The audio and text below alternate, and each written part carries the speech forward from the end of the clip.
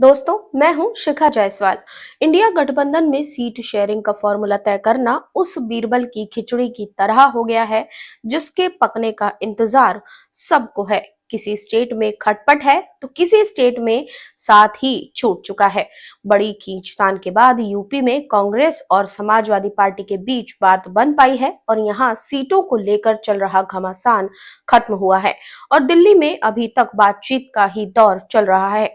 इस बीच आम आदमी पार्टी ने कांग्रेस को दिल्ली में सीट शेयरिंग का नया फॉर्मूला दे दिया है और इस पर काफी हद तक बात बनने की खबर आ रही है। सूत्रों के मुताबिक आम आदमी party south Delhi, north west Delhi, new Delhi और वेस्ट दिल्ली की सीट पर चुनाव लड़ सकती है और बाकी बची हुई तीन सीटें यानी कि नॉर्थ ईस्ट, चांदनी चौक और ईस्ट दिल्ली कांग्रेस को दी जा सकती है। इसके अलावा दो अन्य राज्यों में भी आप और कांग्रेस के बीच सीट शेयरिंग फाइनल हो गई है। इसके लिए जो फॉर्मूला निकाला गया है उसके मुताबिक दिल्ली में जहां 4 आम आदमी पार्टी सीटें अपने पास रखेगी तो कांग्रेस को 3 सीटें दी जाएंगी। वहीं हरियाणा में कांग्रेस आम आदमी पार्टी को 1 सीट और गुजरात में 2 सीट देगी।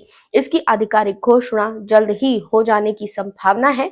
इससे पहले मंगलवार को सीएम केजरीवाल ने कहा था कि दिल्ली में सीटों के तालमेल के लिए बातचीत अंतिम चरण में है और जल्द ही दोनों दलों के बीच गठबंधन की घोषणा की जाएगी।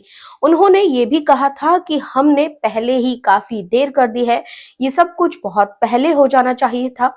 देखते हैं कि अगले 1-2 दिन में क्या होता है। अरविंद केजरीवाल ने आगे बताया कि बाकी अन्य राज्यों में गठबंधन के लिए बातचीत हो रही है, बातचीत काफी अच्छी चल रही है। वहीं दिल्ली के कांग्रेस अध्यक्ष अरविंदर सिंह लवली ने कहा कि मुकुल वासनिक की अध्यक्षता वाली समिति इंडिया ब्लॉक के सदस्यों के साथ लगातार बातचीत चल रही है।